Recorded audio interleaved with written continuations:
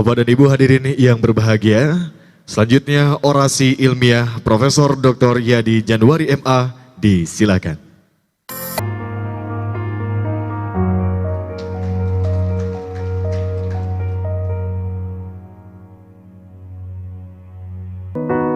Assalamualaikum warahmatullahi wabarakatuh. Papa itu adalah pelindung bagi kami. Papa adalah idola bagi kami. Papa adalah segalanya bagi kami. Selamat atas pengukuhan guru besar UIN Sunan Gunung Jati Bandung. Semoga berkah dan maslahah. Tetap menginspirasi. Wassalamualaikum warahmatullahi wabarakatuh.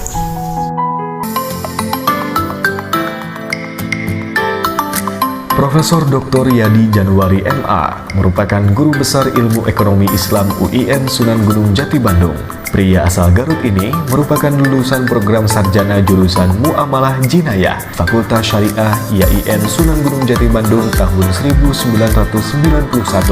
Pasca menyelesaikan studi S1-nya, tahun 1998, Yadi Januari melanjutkan studi S2 di program studi Syariah, Konsentrasi Hukum Perbankan Syariah, IAIN Syarif Hidayatullah Jakarta.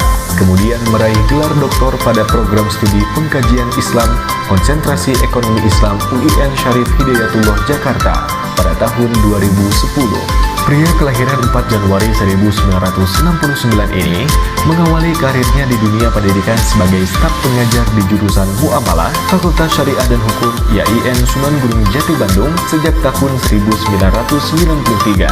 Pada tahun 2010, Yadi Januari mulai menjadi staf pengajar di program Pasca Sarjana UIN Sunan Gunung Jati Bandung, hingga akhirnya dipercaya sebagai Ketua Program Studi Magister Ekonomi Islam Pasca Sarjana pada tahun 2011-2019.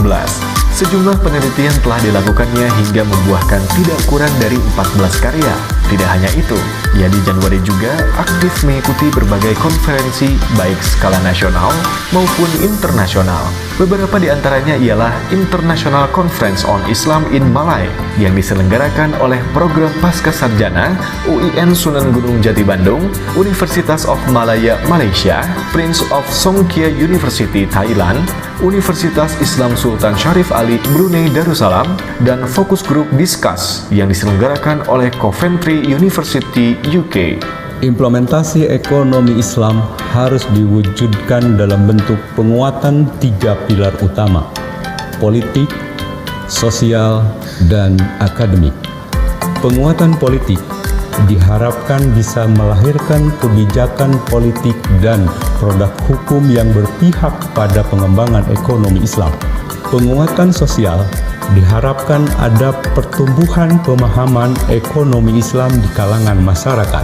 Sedangkan penguatan akademik diharapkan bisa melahirkan riset dan kajian ilmiah yang kondusif bagi pengembangan ilmu pengetahuan yang berkaitan dengan ekonomi Islam.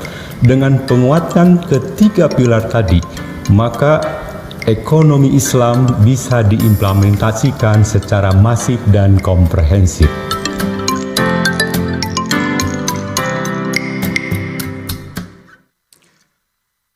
Assalamualaikum warahmatullahi wabarakatuh. Alhamdulillahi rabbil alamin, wassalatu wassalamu ala asrafil anbiya'i wal mursalin wa ala alihi wa ashabihi ajmain, amma ba'du. Yang kami hormati Ketua, Sekretaris dan anggota Senat UIN Sunan Gunung Jati Bandung, yang saya hormati Bapak Rektor dan para Wakil Rektor UIN Sunan Gunung Jati Bandung, yang saya hormati Direktur Pasca Sarjana dan para dekan di lingkungan UIN Sunan Gunung Jati Bandung, serta seluruh hadirin termasuk keluarga, kerabat, dan teman sejawat. Meskipun dalam situasi dan kondisi yang serba terbatas akibat pandemi COVID-19, pada kesempatan kali ini saya memohon izin kepada majelis yang mulia dan terhormat ini untuk menyampaikan pidato pengukuhan sebagai guru besar bidang ilmu ekonomi Islam dengan judul Implementasi Ekonomi Islam di Indonesia tantangan, dan peluang. Hadirin yang kami hormati, diskusi tentang ekonomi Islam terus mengalami peningkatan, apalagi saat ini ekonomi Islam bukan lagi sebagai barang baru, melainkan telah menjadi sesuatu yang sudah banyak dikenal. Kehadiran term ekonomi Islam ini tidak lagi merupakan sebuah momok yang menakutkan, tetapi justru menjadi angin segar yang bisa membawa pencerahan bagi kesejahteraan umat manusia. Inilah sebabnya mengapa ekonomi Islam mendapatkan respon yang positif. Respon tersebut bukan hanya dari negara-negara mayoritas penduduknya Muslim, tetapi juga muncul dari negara-negara yang diklaim sebagai negara sekuler. Ini menjadi tanda bahwa ekonomi Islam sedang berada dalam posisi rahmatan lil alamin. Namun demikian, implementasi ekonomi Islam saat ini masih dipandang belum maksimal. Oleh karena itu, masih dibutuhkan langkah-langkah strategis untuk dapat lebih mengimplementasikan ekonomi Islam tersebut. Atas dasar inilah maka pemikiran ini kemudian disusun sebagai salah satu bentuk cetak biru atau mimpi dalam upaya mengimplementasikan ekonomi Islam ke depan, khususnya di Indonesia. Hadirin yang kami hormati, dalam upaya mengimplementasikan sistem ekonomi Islam di Indonesia, bagaimanapun akan dihadapkan pada berbagai tantangan. Bila dielaborasi, maka tantangan tersebut dapat dipilah kepada beberapa bentuk tantangan. Pertama, kondisi politik. Tantangan ini berkait dengan kewenangan eksekutif dan legislatif dalam aspek kebijakan dan regulasi ekonomi. Sebab bagaimanapun implementasi ekonomi Islam di Indonesia akan berkait dengan masalah kebijakan regulasi, sementara kebijakan dan regulasi sangat membutuhkan kedua institusi tersebut. Kedua, kondisi sosiologis. Tantangan ini berkait erat dengan kesiapan masyarakat dalam menerima ekonomi Islam. Hal ini muncul disebabkan karena sudah berabad-abad lamanya masyarakat Indonesia telah terbiasa dengan perilaku ekonomi konvensional. Deislamisasi yang telah berlangsung berabad-abad ini telah menyebabkan kerangka pemikiran umat Islam menjadi stagnan dan a priori terhadap konsep ekonomi Islam. Keadaan seperti ini kemudian berimplikasi pada lemahnya literasi umat Islam tentang ekonomi Islam. Bagaimana mungkin umat Islam itu dapat merealisasikan ekonomi Islam bila pengetahuan dan pemahaman tentang hal itu masih lemah? Ketiga, kondisi ekonomi masyarakat terus mengalami penurunan. Tampaknya setelah krisis moneter 1998 sampai saat ini perekonomian Indonesia belum juga menunjukkan kemajuan yang signifikan. Bahkan angka kemiskinan semakin hari semakin meningkat yang secara ekonomis tidak memungkinkan untuk melakukan investasi. Hadirin yang kami hormati, gagasan tentang penguatan sistem ekonomi Islam ini tampaknya perlu dipertegas kembali. Hal ini mengingat banyak kalangan yang meragukan eksistensi ekonomi Islam sebagai sebuah sistem ekonomi. Dengan alasan sebuah sistem ekonomi selain kuat dalam aspek teori, juga mesti tampak implementasinya. Sistem ekonomi merupakan sebuah refleksi tentang resolusi dan regulasi bagaimana dan mengapa fokus perjuangan manusia yang merupakan salah satu yang membedakan sebuah sistem ekonomi dari sistem ekonomi yang lain.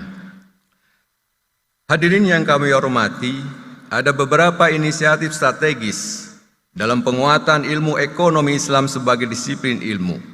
Strategi ini sangat penting mengingat masih banyak kalangan yang meragukan eksistensi ekonomi Islam tadi. Keraguan ini akan berimplikasi pada perkembangan ekonomi Islam selanjutnya. Ketika ekonomi Islam bisa dipandang sebagai sebuah ilmu, maka ia akan mengalami perkembangan dan pertumbuhan. Ekonomi Islam sebenarnya sudah dapat dipandang sebagai sebuah disiplin ilmu karena ia merupakan pengetahuan yang telah disusun secara sistematis. Selain itu, ekonomi Islam juga telah memenuhi unsur-unsur sebuah disiplin ilmu karena ia memenuhi unsur ontologi, epistemologi, dan aksiologi. Inisiatif strategis berikutnya adalah akselerasi sosialisasi ekonomi Islam. Sosialisasi yang dimaksud adalah penyebarluasan ekonomi Islam, baik sebagai pengetahuan maupun sebagai sistem kepada masyarakat luas. Strategi ini perlu dilakukan mengingat inti dari implementasi ekonomi Islam adalah bagaimana masyarakat bisa memahami dan merealisasikan ekonomi Islam itu. Tanpa pemahaman dan realisasi ini, maka ekonomi Islam akan menjadi menara gading yang membumbung di langit tanpa menatapkan kakinya di bumi. Hadirin yang kami hormati, dari uraian yang telah dideskripsikan di atas, maka dapat disimpulkan bahwa implementasi ekonomi Islam di Indonesia secara substantif telah muncul sejak Islam masuk ke Nusantara. Internalisasi dan institusionalisasi ekonomi Islam ini semakin tampak pada awal abad ke-20 sebagai bentuk perlawanan atas kebijakan politik ekonomi Belanda dan kompetisi perdagangan orang-orang Cina. Implementasi ekonomi Islam ini semakin terwujud pada tahun 1990, sekalipun lebih diarahkan pada pembentukan lembaga-lembaga keuangan syariah. Dalam upaya mengimplementasikan ekonomi Islam di Indonesia, akan berhadapan dengan beberapa tantangan, di antaranya adalah lemahnya kondutivitas politik, lemahnya literasi umat Islam tentang ekonomi Islam, serta kondisi ekonomi masyarakat Indonesia semakin terpuruk dan tak terkunjung kembali.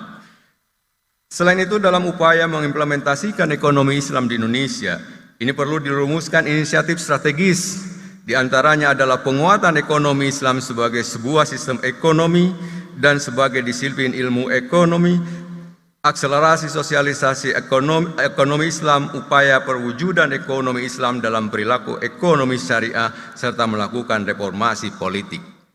Hadirin yang kami hormati, pada bagian akhir pidato pengukuhan guru besar ini,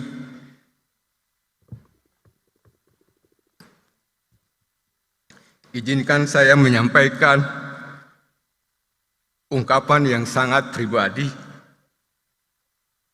Saya lahir di sebuah desa terpencil sekitar 8 km dari kota Garut. Sungguh beruntung bisa meraih jabatan fungsional tertinggi di perguruan tinggi, yakni guru besar atau profesor. Tentu raihan ini dicapai melalui proses perjuangan yang sangat panjang dan terkadang melelahkan. Namun, di samping raihan ini tentu saja ada pihak lain yang ikut berperan aktif dalam mensupport dan pencapaian jabatan akademik ini. Karena itu, saya ucapkan banyak terima kasih yang tak terhingga. Saya berterima kasih dan berhutang budi kepada orang tua yang sudah meninggal, Bapak Ruhdi Kadarusman dan Ibu Aah Rubaah. Mereka adalah sosok yang luar biasa, yang menanamkan etos kehidupan dan semangat pantang menyerah dengan penuh rasa cinta dan kasih sayang yang tiada batas. Allahumma gfirli wali walidaya warhamhuma kama rabbayani shaghira. Selanjutnya, terima kasih pula kami sampaikan kepada istri saya, Susi Liawati, Magister Pendidikan, dan anak-anak saya, Putri Desi Fitriani, Magister Ekonomi, Silmi Desi Sofiani, Ziani Desi Ramadhani, dan Muhammad Husni Rijal, Magister Ekonomi, dan cucu saya, Miesa Puja Adipa, yang sudah berkorban dan kehilangan sebagian haknya sebagai istri dan anak untuk kesusahan suami dan ayahnya. Terakhir, ucapan terima kasih dihaturkan kepada pimpinan dan kolega di kampus tercinta ini, UIN Sunan Gunung Jati Bandung. Nasru minallah wa fathul qarib wa basiril mu'minin. Wassalamualaikum warahmatullahi wabarakatuh.